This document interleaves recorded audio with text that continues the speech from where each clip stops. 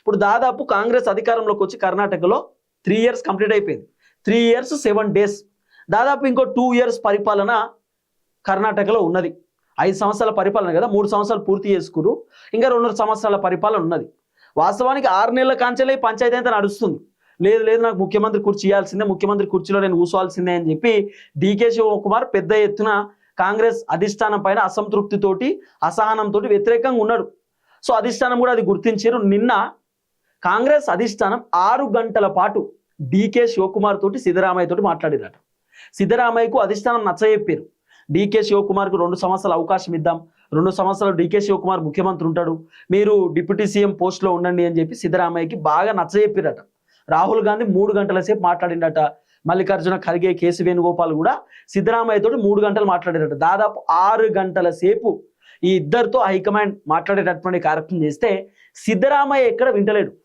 Siddaramaiah high command చెప్తున్నటువంటి మాట ఏందట అంటే, మీరు ముఖ్యమంత్రి పదవి ఇంకెవరికన్నా ఇవ్వండి, డీకే శివకుమార్కి ఇయ్యనికి లేదు, నాకు నచ్చదు.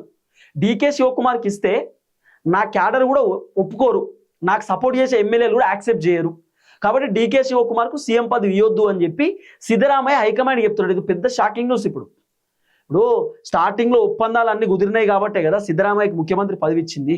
ఇప్పుడు సిద్ధరామయ్య ప్లేట్ ఫిరాయించేసిండు. ఆయన ఏం చెప్తున్నట్టే, డీకే శివకుమార్కు ముఖ్యమంత్రి పదవి ఇయ్యనికి లేదు, ఆయనకు ముఖ్యమంత్రి పదవి ఇస్తే నేను రాజీనామా చేస్తా, రాజీనామా అంటే ఎమ్మెల్యే కూడా రాజీనామా చేస్తా, నాతో పాటు కాంగ్రెస్ పార్టీ ఎమ్మెల్యేలు కూడా రాజీనామా చేస్తారు, నాకు సపోర్ట్ చేసే ఎమ్మెల్యేలు కూడా రాజీనామా చేస్తారు అనేది సిద్ధరామయ్య వర్షన్. అట్లనే సిద్ధరామయ్యకు మొత్తం ఫుల్ ఎమ్మెల్యేల సపోర్ట్ ఏం లేదు, ఎమ్మెల్యేల సపోర్ట్ ఉన్నది, దాదాపు 60 మంది ఎమ్మెల్యేల సపోర్ట్ ఉన్నదట. కానీ డీకే శివకుమార్కి ఎక్కువ మంది ఎమ్మెల్యేల సపోర్ట్ ఉన్నది, చాలా ఎక్కువ మంది ఎమ్మెల్యేల సపోర్ట్. అంటే ఈ 135 మంది ఎమ్మెల్యేలలో ఎక్కువ సపోర్టు డీకే శివకుమార్కే ఉన్నదట. ఎందుకంటే డీకే శివకుమార్ స్టార్టింగ్ నుండే కొంత ఆయన బలంగా కర్ణాటకలో ఒక క్యాడర్ ఉంటుంది, తర్వాత ఎమ్మెల్యేలు కూడా డీకే శివకుమార్కి బలంగా మద్దతు ఇచ్చేటటువంటి వ్యక్తులు ఉంటారు. కాబట్టి డీకే శివకుమార్ స్టార్టింగ్ నుండే బలం పెంచుకున్నాడు.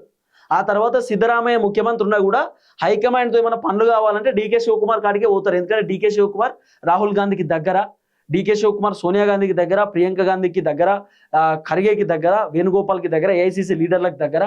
కాబట్టి డీకే శివకుమార్ సహజంగా అధిష్టానానికి కొంత క్లోజ్ ఉంటాడు. ఎమ్మెల్యేలకు ఏమైనా పని కావాలంటే కూడా డీకే శివకుమార్ కాడికే పోతారు. అసలు సిద్ధరామయ్య కంటే ఎక్కువ డీకే శివకుమార్నే అక్కడ ఉన్నటువంటి ఎమ్మెల్యేలు ఒక ముఖ్యమంత్రి లెక్క చూస్తారు.